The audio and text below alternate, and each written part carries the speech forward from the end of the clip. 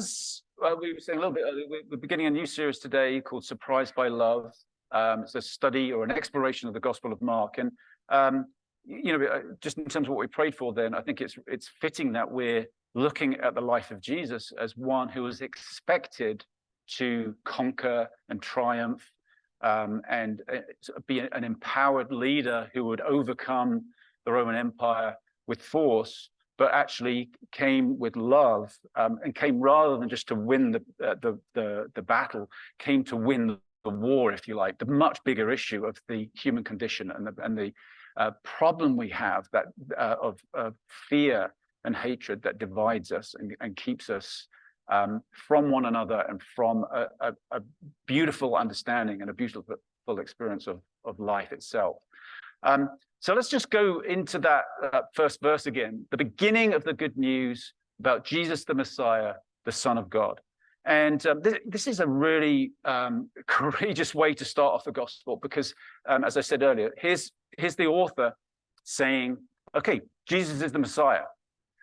Jesus is the Christ. In the Greek language that this was written, it says Jesus is the Christos, Jesus is the Christ. That's the Greek word for anointed one. And Mark is going to show, or the author of Mark is going to show us how Jesus is the Messiah in this really surprising way. Today, I just want to give a little bit of introduction. We're going to sort of dip into different parts of the book as a whole to try and illustrate some of the themes. Essentially, what I want to do is just give a little bit of background, some context, and then we'll look at some of the overarching themes, some of the sort of narrative themes in the story that the author tells. And then we'll look at some ways we can apply that into our own lives. Perhaps, for today, more looking ahead, thinking about, okay, what are some of the lenses we can look through as we read this text together over the next few weeks. Let's look at, well, first of all, the author I've mentioned, it's called the Gospel according to Mark, but like all the Gospels, it was actually written anonymously. It wasn't associated with anybody called Mark until decades later. The actual manuscript, the earliest manuscripts are anonymous. So it's a book full of mystery in many respects, including who wrote it. There are different opinions, especially in ancient times, about who the Mark person was that it has become associated with. There's different characters called Mark in the Christian scriptures. So I don't think it's really worth getting into it. It's just most scholars would agree we don't really know who wrote it. It was probably written around the 60s in the first century, so in the Common Era.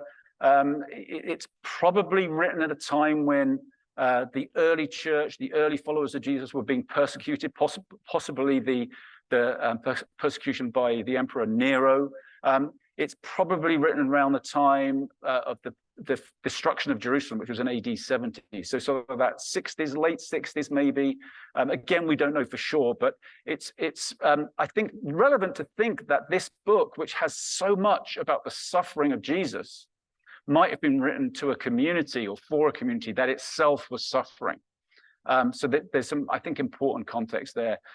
It was probably written outside of Palestine. Whoever the author is doesn't assume that people would understand the Jewish customs of the day. There's lots of explanation about those, explanation about the geography of the place, and even some of the language that's used suggests that it was written outside of Palestine. So, probably the dispersed community of early Christians somewhere in the Roman Empire, probably experiencing some oppression, some persecution.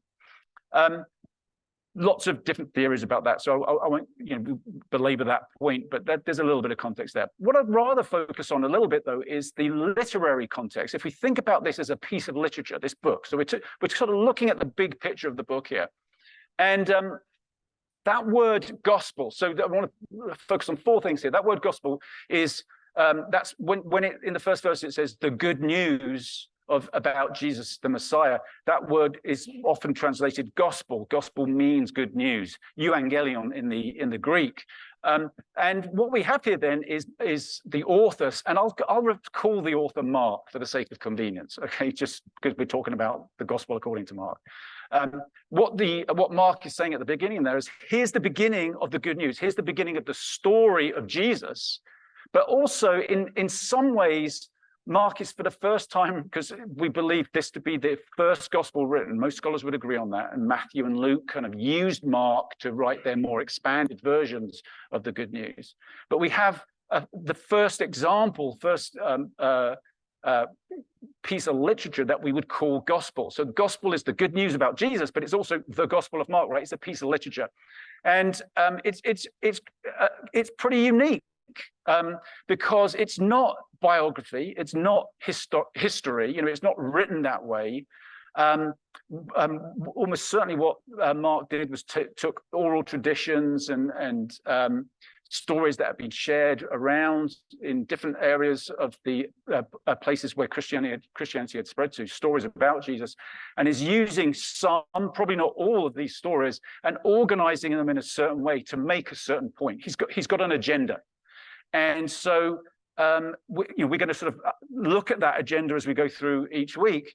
But just the fact that he opens up by saying this is the good news about Jesus the Christ, and then shortly after that he starts talking about John the Baptist, no birth narrative, no introduction or anything like that.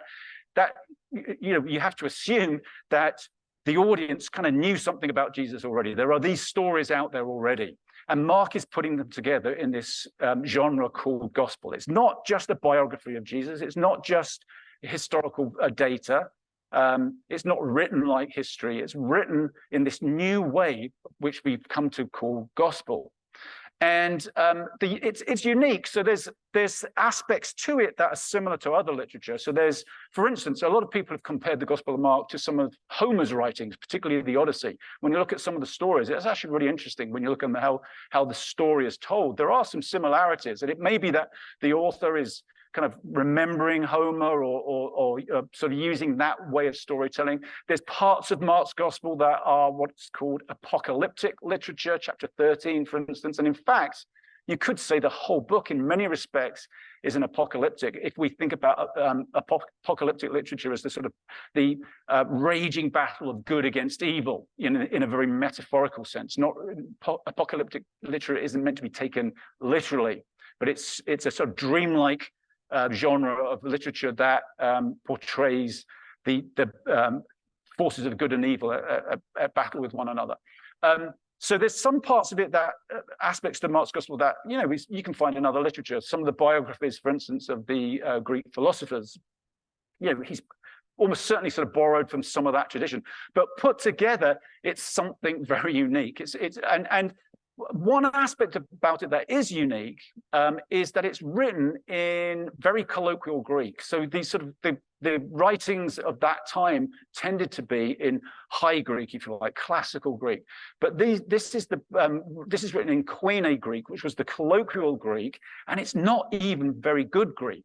Actually, I was saying earlier that Matthew and Luke probably had Mark as a source, and it looks like they sort of corrected some of the Greek or improved some of the Greek when they used it. So Mark's Greek isn't all that great, and that caused it to actually be looked down upon for centuries. I mean, really up until about the 19th century, this gospel was viewed as sort of the inferior gospel. In fact, Augustine in the 4th and 5th century said, his view was that Mark was just a condensed version of Matthew. In other words, a sort of gospel for dummies kind of thing. It's the shortest one, but that's all changed though. But the nature of the Greek was a reason to question that, and some of the grammar seems not at its best. So again, it was kind of looked down on. However, that opinion has changed a lot in scholarly circles, and the understanding now would be that actually, yes, the Greek's not fantastic, although it did pioneer a way for other people, not just religious writers, but other people to start writing in more colloquial Greek. So it was unique in that respect. It was groundbreaking in that sense. But this issue of narrative technique, that Mark is an absolutely brilliant storyteller, and I think we're going to see that as we work through it over the next few weeks.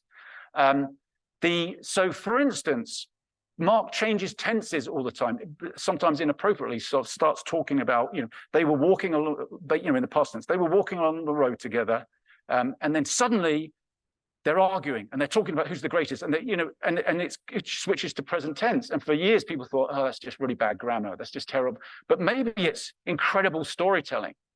Maybe it's vivid, engaging storytelling, and it's that's certainly the direction that I would lean in regarding this, because what we see is this very rapid, quick fire scene changing to scene, and again, that wasn't how you did it back in that day. Like the classic Greek writers loved sort of just a slow let down from one part and then a introduction to the next part. It was all smoothed out and flowing nicely. Whereas, as we're going to see, Mark is chopping and changing and put scene after scene after scene. But the juxtaposition of scenes and the suddenness of the scenes means Mark is making a point without having to make the point. We saw that brilliantly a couple of weeks ago when Wesley showed us in chapter 9, if you remember this, about the scene of the person trying to cast out demons, or who is casting out demons. They say, oh, we need to tell Jesus we'll stop him because he's not one of us. And then they move on, and then there's an argument about who's the greatest. And before it has been a scene where the disciples were trying to cast out a demon themselves, but they couldn't. So you put all these scenes together. Mark doesn't have to then editorially or as an author say, and what this shows is that they didn't get it. They didn't understand Jesus. It's just obvious because of the juxtaposition of the scenes. Really, really great storytelling. Again, we're going to see that as we go through. Now, what happens after that first verse is we get a quick fire introduction to Jesus. So this is the good news about Jesus, the Messiah, the Son of God. There's no birth narrative, which is really significant, right? Matthew and Luke start off with, here's why Jesus is the Son of God, because Mary conceived as a virgin. We've already got this sort of Greek kind of gods. I mean, I'm not saying this is how it all happened, but it's like gods mating with humans and having this sort of demigod or a god-like human. Mark's not even interested in that, and maybe didn't know the tradition of Jesus's birth, maybe hadn't heard those stories, or just either did and chooses not to include those.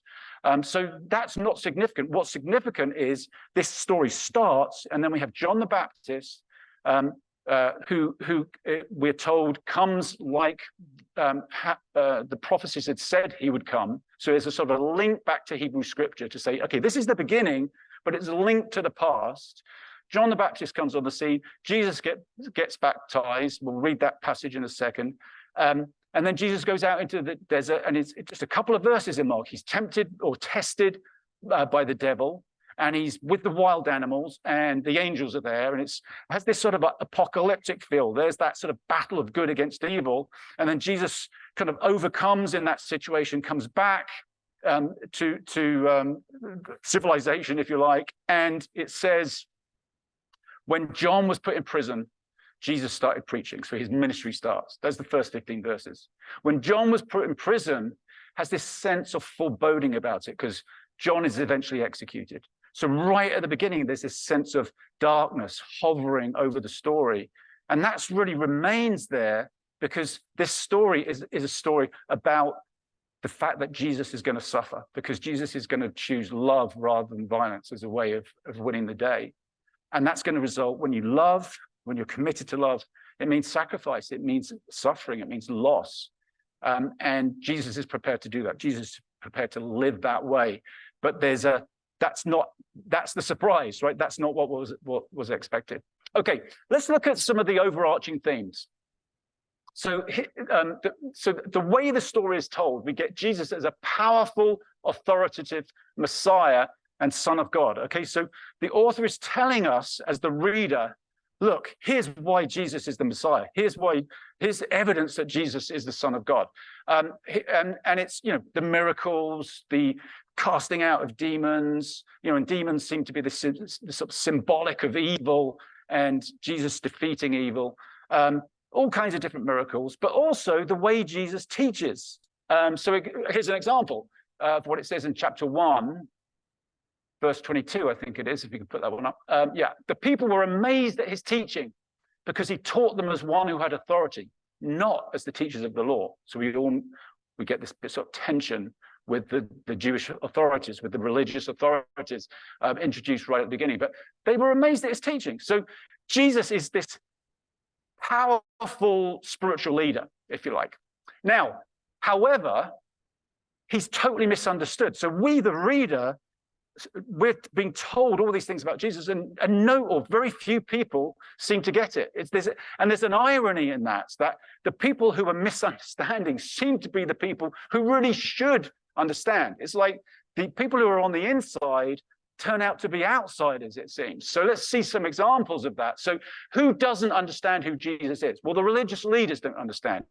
And that's not surprising to us, because we've spent centuries berating the religious leaders of that day, right? But if Jesus is the Messiah, the Son of God, the promised one, you would expect the religious leaders to be, oh, here's the Messiah, but they don't get it. Here's what they say about Jesus. And the teachers of the law who came down from Jerusalem said, he is possessed by Beelzebul, by the prince of demons. He is driving out demons. So they just think he's crazy. They think he's nuts. They don't understand him whatsoever, even though he's doing all these amazing things. Who else doesn't understand Jesus? Well, Jesus' hometown, where he grew up, they don't get him.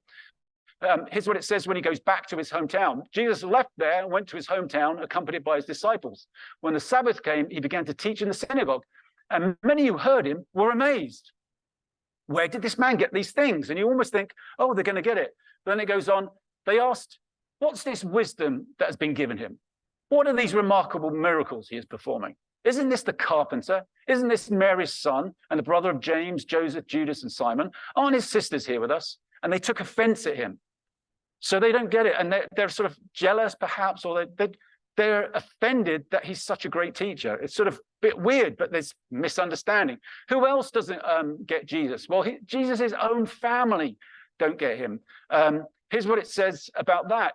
Then Jesus entered the house, and again a crowd gathered, so that he and his disciples were not even able to eat. So this is pretty intense, right? There's all these crowds. I mean, Jesus is maxed out. When his family heard about this, they went to take charge of him, for they said, he is out of his mind. Now, what's really interesting here is a few verses later, they actually show up at the house, his family, and one of the people who shows up is Mary. Now, again, we go back to where there's no birth narrative in Mark's gospel, right? Because if there had been a birth narrative, you would be surprised if Mary thinks he's out of his mind, right? Because angels told her what was going to happen. She conceived supernaturally, et cetera, in the Matthew and Luke stories. But obviously, it's as though Mary in this story, and Jesus' family, have no idea about any of that. They're just seeing Jesus, their brother or their son, acting in a way that to them seems like he's out of his mind. So his family don't even get him. And then who else doesn't get Jesus is Jesus' disciples. We'll see that time and time again through stories. Let's look at one of them. Jesus was in the stern, sleeping on a cushion. This is when the famous story of Jesus calming the storm. The disciples woke him and said to him, "Teacher, don't you care if we drown?" He got up, rebuked the wind, and said to the waves, "Quiet, be still." Then the wind died down, and it was completely calm. A miracle. He said to his disciples, "Why are you so afraid? Do you still have no faith?" They were terrified and asked each other, "Who is this? Even the wind and the waves obey him." Now, I could get being terrified. They're terrified of the waves, but they're also terrified when the waves go away, right? It's like, who is this? But that's the question. Who is this? They don't really seem to get Jesus. Another example of that would be when Jesus walks on water. Kind of a storm going on. He appears to them walking on the water. He climbed into the boat with them, and the wind died down. They were completely amazed, for they had not understood about the loaves. Their hearts were hardened. So Jesus had performed a miracle, and they just didn't understand it. It's full of misunderstanding, right? So they just don't get it. Who does get Jesus? There are some people who know who Jesus is in Mark's account. First of all, the author and the reader, right? What do we just read in the first verse? The beginning of the good news about Jesus, the Messiah, the Son of God, right? So we, right off the bat, we know. Because we've been told by the author, who also knows, in the way the story is written. Okay, so we've got to remember that what we're reading about Jesus is what somebody is letting us know about Jesus, like through a certain lens. It doesn't necessarily define Jesus, but we're going to look at this story for what the story says. So the author and the reader know. God and Jesus know, right? Because let's look at the baptism story right at the beginning I mentioned earlier. At that time, Jesus came from Nazareth in Galilee and was baptized by John in the Jordan. This is right in the beginning of the story. Just as Jesus was coming up out of the water, he saw heaven being torn open and the Spirit descended on him like a dove. And a voice came from heaven, "You are my Son, whom I love. With you I am well pleased." So God knows, and also Jesus knows. Now, what's important here is, you are my Son, whom I love. With you I am well pleased. It's all in the first person. There's no definitive sense that other people hear that voice, right? Because it's you. Whereas when Matthew reinterprets this, takes that material and reinterprets it, Matthew says, "This is my beloved Son, in him I am well pleased." And it seems like everybody else hears. But in Mark, there's this, it seems like it's very personal between God and Jesus. The other people don't hear it. Who else knows who Jesus is? The demons know who Jesus is. Okay, so I think we sort of get the idea that the people who don't get it are the people who should get it, and the people that do get it are somewhat surprising. Just then, a man in their synagogue who was possessed by an impure spirit cried out, "What do you want with us, Jesus of Nazareth? Have you come to destroy us? I know who you are. You're the Holy One of God. Be quiet," Jesus said sternly. "Come out of him." The impure spirit shook the man violently and came out of him with a shriek. So the demons get it. The demons seem to understand who Jesus is. Who else understands who Jesus is? Well, actually, we'll look at this in a second. The centurion, the pagan Roman centurion who executes Jesus, works out that Jesus is the Son of God. We'll look at that in a second.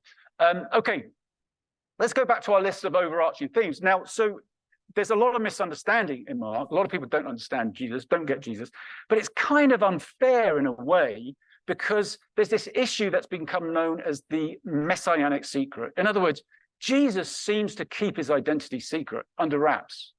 And it's sort of it's kind of weird, really, because he keeps telling people, "Don't let people know who I am," which just seems a really, at first anyway. I mean, you get used to it after a while when you're reading the story, but at first it's like, what? I don't get this. Let's look at some scriptures that illustrate this. In Mark chapter 3, it says, "For he healed many, so that those with diseases were pushing forward to touch him. Whenever the impure spirits saw him, they fell down before him and cried out, 'You are the Son of God.'" It's a bit of a giveaway. But he gave them strict orders not to tell others about him. So, trying to keep it under wraps. Here's another example. When he heals people. So going back to chapter 1, do we have that next one, Jeff? Yeah. "A man with leprosy came to him and begged him on his knees, 'If you're willing, you can make me clean.' Jesus was indignant. He reached out his hand and touched the man. 'I am willing,' he said. 'Be clean.' Immediately, the leprosy left him and he was cleansed." Jesus sent him away at once with a strong warning. "See that you don't tell this to anyone, but go, show yourself to the priest and offer the sacrifices that Moses commanded for your cleansing as a testimony to them." Instead, he went out and began to talk freely, spreading the news. As a result, Jesus could no longer enter town openly, but stayed outside in lonely places. Yet the people still came to him from everywhere. So maybe we could go to the next slide, Jeff, because we also get this sense from Jesus that not only is he telling people not to say stuff, but he's also apparently teaching in ways, even though people say it's amazing, he's teaching in ways that seem kind of cryptic, that seem like he's concealing something. So here's what he says to his disciples. He was saying, "He who has ears, let him hear." The disciples have just been trying to puzzle through a parable of Jesus, and they don't really get it. "He who has ears, let him hear." As soon as he was alone, his followers, along with the 12 disciples, began asking him about the parables. They don't get it. So what's going on? And he was saying to them, "To you has been given the mystery of the kingdom of God." That word is sometimes translated the secret of the kingdom of God. But for those who are outside, everything comes in parables, so that while seeing, they may see and not perceive, and while hearing, they may hear and not understand. Otherwise, they might return, and it would be forgiven them. You're kind of left thinking, isn't that the whole point? Right? That people would hear and understand, that people would see and understand, that people would return and be forgiven. Jesus seems to be flipping that round. Now, we'll explore this a little bit as we go through the series, and there's different theories about why is Jesus being so secretive? Or put it another way, why is Mark, the author of Mark's gospel, portraying Jesus as being so secretive? And some have said, well, it's because Jesus is trying to keep his identity secret because he doesn't want to inflame the religious authorities, the political authorities. Some would say it's reverse psychology, like don't say anything and the guy who got healed goes off and tells everybody, right? Could be that. It could be perhaps that, I wonder if it's perhaps along these lines that Jesus is like, it's a little bit like with these images that we were looking at earlier. Jesus is kind of making things like a little bit out of focus so that we might lean in more. People might, and they're going to come in closer. They're going to wrestle and puzzle and try and decipher what Jesus is talking about rather than just talking things out in a very logical, obvious kind of way. Because these truths are mysterious. These truths are so weighty, perhaps you can't just explain them in a logical kind of way. Anyway, there's one of the discussion questions this week asks the question, why do you think Jesus was so secretive? Be interesting discussion to have. Okay, let's go back to our list. There is a turning point in the story. And for the sake of time here, Jeff, I'm going to just summarize these next 3 slides, right? So we won't read them through, but I'm going to summarize what happens in chapter 8. Jesus has just performed a miracle, fed 4,000 people, and they're heading off to Caesarea Philippi, this town that was built by the Romans to house Roman soldiers. And it says, the text says they're heading off there, and the disciples are confused. They don't understand about Jesus has told them some significance about the miracle he did, and they don't get it, and they're really, really confused. And on the way to Caesarea Philippi, he says, actually before they're on the way to Caesarea Philippi, there's another miracle.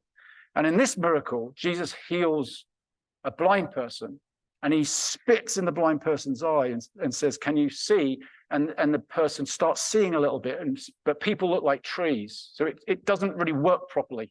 And then Jesus looks at him intently, and then he can see properly. So it's the only example really of a 2-stage miracle. And it seems to be foreshadowing about what is about to happen in the rest of chapter 8, which is the disciples, and especially Peter, have an insight, an understanding about who Jesus is. But it's only half an understanding. It's not a complete understanding. Because Jesus asked them, who do you say that I am? And some say it's John the Baptist, some say it's Elijah, so people who have come back. But who do you say I am? And Peter says, you are the Christ, you're the Messiah. And then Jesus says, don't tell anybody, right? There's secrecy again. But goes on to say, the Son of Man, he refers to himself at this point as the Son of Man, is going to suffer and be the religious and political authorities are going to falsely accuse him and put him to death. And he'll be raised again after 3 days. And Peter's like, no way, that's not going to happen. Because Peter understands Jesus is the Messiah, but he doesn't understand what messiahship means on Jesus' terms, which is love, not power. So Jesus says, get behind me, Satan, because Peter's like, no, that's never going to happen. I'll never let that happen to you. And Jesus says, get behind me, Satan. There's that battle with Satan again that we heard about at the very beginning of Mark's gospel. And Jesus says, if anyone will come after me, if anybody wants to follow me, they've got to take up their cross. Because it's all about self-denial. It's not about putting yourself first. It's not about protecting yourself. It's not about revenge. It's not about control. It's about love. And that could cost everything, but it's going to be worth it. And he uses this term, take up your cross. And of course, we know what a cross is, right? We have one up here. It's a symbol of, and we sort of celebrate it really. But back then, and Jesus has not been crucified yet, back then the cross meant one thing, and that meant brutal execution at the hands of Roman power. That's what it meant. And so Jesus is talking about taking up your cross. It's just shocking. It's awful. And it sort of leads us into this next point about the overarching themes, the narrative themes. The Messiah is one who suffers for the sake of love. The Messiah is one who suffers for the sake of love. And that prediction of Jesus' death is one of 3 predictions that he makes. that he's going to die. And the disciples still don't get it. So they continue in their misunderstanding. They've kind of got that he's the Messiah, but they don't understand what messiahship means. And so Jesus goes to Jerusalem. And in fact, 6 chapters out of the 16 are devoted to Jesus's time in Jerusalem. It's called the Passion narrative, passion meaning suffering in this instance. And some have called Mark's gospel a passion narrative with a very long introduction, because it's like the death of Jesus is really what hangs over the whole story. 6 whole chapters. So, over a third of the book is devoted to the last week of Jesus's life. And in that last week of his life, he's abandoned, betrayed. His friends deny him. Even Jesus himself seems confused at times or full of angst. He pleads in prayer with God to relieve him of the suffering he's about to go to. 3 times he does it, but then says, "Not your will, but my will. Not my will, but your will be done." So submits to it. Even on the cross and in his trial, but especially on the cross, Jesus is silent. You take Luke's account of the death of Jesus, and we sort of conflate the different gospels together. Inappropriately, I think. We do that with the things like the Christmas story, the crucifixion, etc. Because in Luke's gospel, there's 3 sayings from the cross. Father, forgive them, they don't know what they're doing. Today you will be with me in paradise. He says it to the thief on the cross, or one of the criminals being crucified with him. Father, into your hands I commit my spirit when he dies. We looked at all of those during Lent this past year. In Luke's gospel, Jesus is a horrible death, but Jesus seems kind of aware of what's happening, aware of what the end's going to be, aware of resurrection, seems to be kind of in control to some degree. Whereas in Mark's gospel, both thieves, both criminals hurl insults at him. There's no positive response from either of them as recorded in Luke. And then Jesus says nothing on the cross until the moment before he dies, where he says, my God, why have you forsaken me? And there's this horrible death. And it feels almost like Jesus is confused at the end. And we're gonna get into all these issues as we reach those parts of the story, right? So I'm just trying to whet the appetite, hopefully. But when Jesus dies, 2 things happen. We'll look at the passage that articulates this. The curtain of the temple was torn in 2 from top to bottom. Interesting literary device here, because do you remember when we read the baptismal story at the beginning? It says the heavens were torn. Schizo is the word in the Greek. Only 2 times it appears in the whole of the gospel. At the beginning, when the heavens are torn open, and at the end, when the temple is torn in 2. There's significance to that temple curtain being torn in 2, which we'll get into when we get there. And when the centurion who stood there in front of Jesus saw how he died, in other words, saw how sacrificially he died, how lovingly he died, he said, surely this man was the Son of God. So that issue of Jesus, the Son of God at the beginning, gets the person who actually gets it, the first person to call Jesus the Son of God, is the Roman executioner, the pagan executioner at the end. It's a surprise, right? And here's an even bigger surprise, because Jesus is buried, and then on the 3rd day, the women go to the tomb, and we get that story in other gospels too. But here's what it says. They show up, and there's a young man there in white, dressed in white. We're not told, but possibly an angel. Don't be alarmed, he said. You were looking for Jesus the Nazarene, who was crucified. He has risen. He's not here. See the place where they laid him. But go, tell his disciples and Peter is going ahead of you into Galilee. So this time, it's like, go tell everybody, right? It's not keep it a secret. Go tell everybody. And here's what they do. There you will see him just as he told you. Trembling and bewildered, the women went out and fled from the tomb. They said nothing to anyone because they were afraid. The end. That's the end of the story. That's the end of the story. Seriously. Now, there are a bunch of other verses that got added on much later, centuries later, because the early Christians thought, you can't have an ending like that. It's obvious somebody did say something because we all found out, right? So, but here's a brilliant ending. Just as it starts really abruptly, it ends abruptly. And I think we have to take this as the legitimate ending of Mark. And really what's happening here is it's like we're left, what? It's like when the credits go up on a movie, you weren't expecting it to end. And what Mark is doing is saying, what do you think? Jesus has gone to Galilee. Jesus has gone ahead of you. Are you going to pursue Jesus? Are you going to pursue this mystery? What do you think? Are you going to pursue the risen Christ? Is Christ risen? I mean, it's begging all sorts of questions. And those are questions that we're going to explore as we go through this series. So what can we take from today? We'll wrap up here. So if the band could come up and we'll take communion together. Here are some things I think we could take today, and we're going to, we're going to have communion in a moment. Communion is a time when we remember Jesus, and we especially remember Jesus' death, because Jesus had this kind of meal with his followers before he died, and it's also an opportunity for us to reflect and just take a moment of quiet. And there's lots of different ways we can do that. And I'm not going to go through them all.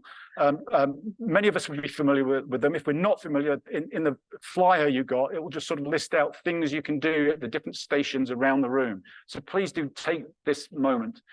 But here's what I think we could take from today and carry with us as we go through this series as a whole. Jesus is a mystery to be pursued and deciphered. What we think about Jesus now may not be necessarily all there is to think about Jesus, right? And what we might think about Jesus now, what we understand about Jesus now, might even be wrong, or partly wrong and partly right. Jesus is a mystery. And here's the thing, I think: beware the presumptuousness of being an insider. The people who don't get Jesus, if you were reading this text in the first century, the people who don't get Jesus are the people who have kind of started this movement and are leaders in this movement in the story, right? And there's this irony, which we'll explore, where Jesus flips it around. It's like, if you think you're an insider, if you think you get it, be careful, because maybe you're not, your vision, your understanding isn't quite as complete as you may think. What we see here, or what Mark is showing, telling, and asking us, is a total redefinition of messiahship, right? Total redefinition. And that redefinition is based on the reality that only love can win the day. It's like Jesus is not just coming to fix a few things here and there and make make a few people's lives a bit better. It's like Jesus is diving into the stenching reality of everything that seems rotten about humanity and redeeming it and transforming it in this amazingly powerful way. And only love can do that. And, based on that, if you are a follower of Jesus, so if this is us, it's the first century readers, it's people through the ages, if we're truly following Jesus, then we should probably expect suffering. Because the way of love means sacrifice. The way of love means sometimes getting totally abused. And Jesus was willing to do that, willing to persevere in the way of love. And I think that's a source of encouragement to people who are suffering. Like, if your life's not going the way that people think it should, you're in good company. You're in good company. If you're doing the right thing, but it's costing you, then you're in good company. And so this is an incredible encouragement to people, I think, who are struggling, who are suffering, especially in the time when this was written, but for us today as well. So let's just sit with these things. Again, we're going to take a moment to have some communion, to reflect together. I'm going to pray, and then please come forward. You can have the fruit juice and gluten-free crackers together at the front or the middle, or you can just take them back on your own to your seat, whatever feels most comfortable for you. Let's pray. Lord Jesus, if we think of the great heroic stories of antiquity, Odysseus and Aeneas and all these incredible stories, then your story is the most incredible story, a story of love, a story of redemption, a story of healing. I pray, God, as we go through this series, that story would resonate in our hearts. It would sink deep into our hearts like a seed that can give birth to something beautiful, something powerful in love. We ask this in Jesus' name. Amen.